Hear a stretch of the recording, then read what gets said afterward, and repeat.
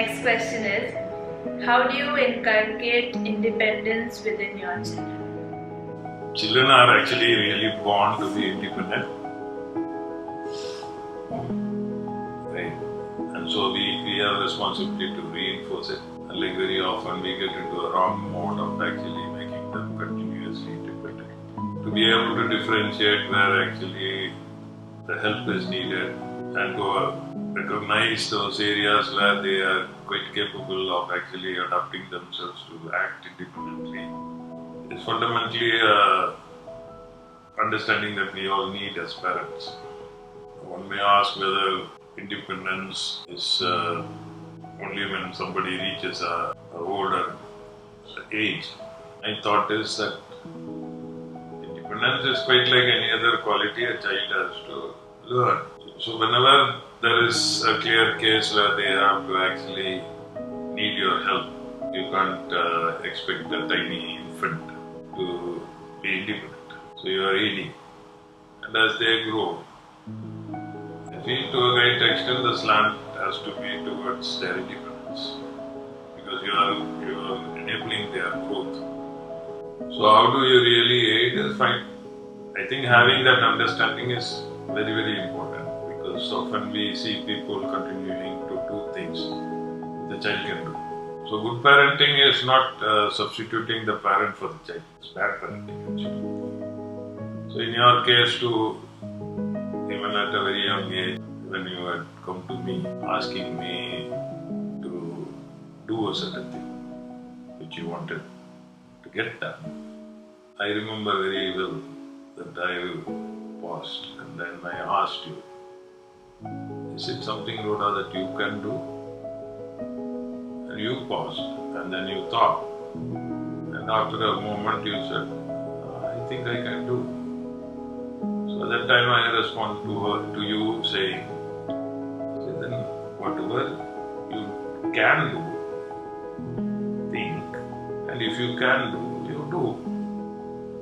And whatever you can't do, you come and ask me and I will help you. And enabling your growth of your own conviction that there is power within you to actually act independently. And then incidentally, you also learn to do that thing. The other side of it is, I as a parent, I'm also not eager to substitute. Because at the back of my mind, I am always thinking, my function is to help an individual who's come into this world to be independent.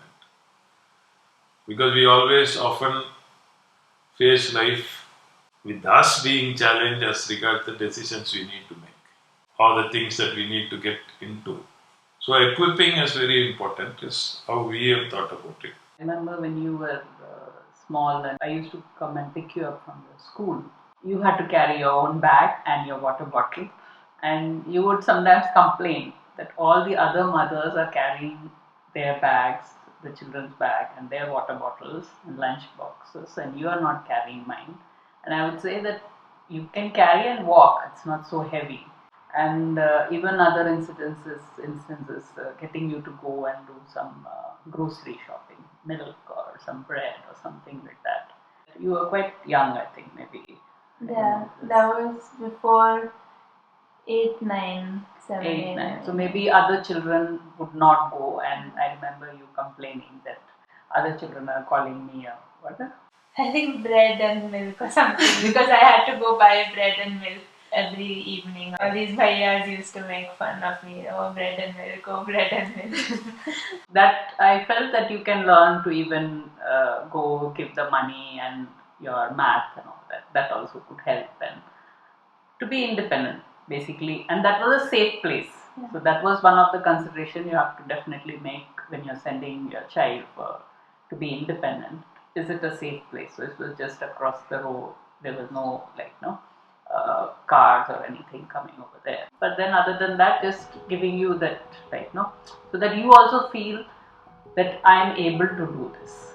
That also is very important. Otherwise, if all the things our parents are doing for the child, they never get the confidence to do things on their own. The main aim is for them to be independent.